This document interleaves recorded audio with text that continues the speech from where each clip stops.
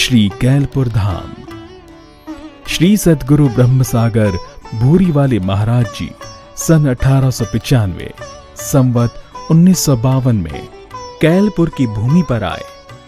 गांव से बाहर आकर घने वृक्षों के पास एक खड्डा खोदकर उसमें शब्द साधना में लीन हो गए। 23 वर्ष तक इसी एक स्थान पर मौन अवस्था में शब्द साधना करते रहे।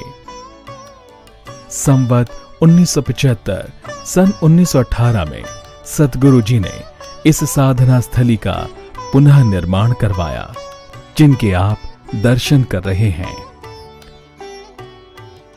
सद्गुरु जी के महाप्रयाण के पश्चात 55 वर्ष तक ये साधना स्थली गुप्त रही।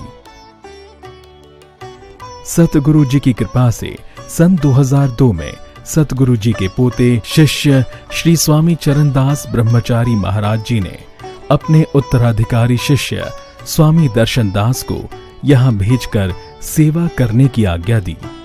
स्वामी जी ने 3 वर्ष लगातार सेवा का कार्य प्रारंभ रखा।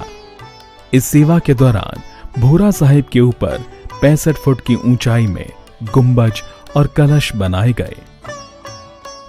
भोरा साहिब के चारों ओर परिक्रमा, दोनों दीवान हॉल, बाहरी परिक्रमा, भंडार में कमरे और हॉल, औलख गोत्र के बुजुर्गों की समाधि, सतगुरु गरीबदास महाराज जी की वाणी को हाथ से लिखकर श्री ग्रंथ साहिब तैयार करने वाले श्री स्वामी संतराम महाराज जी की कुटिया का पुनः निर्माण किया।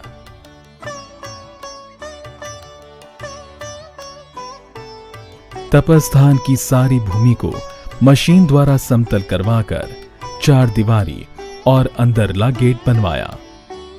संतों के ठहरने के लिए कमरे बनवाए गए।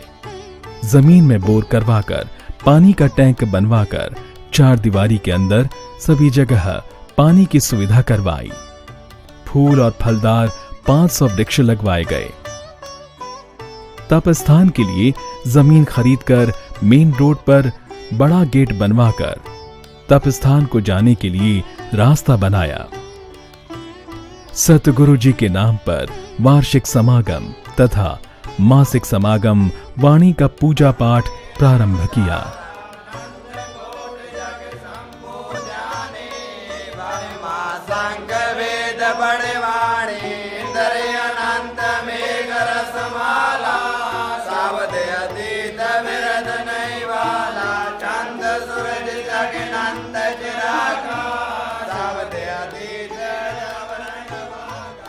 तपस्थान का प्रबंध ठीक चलाने के लिए एक रजिस्टर्ड कमेटी बनाई।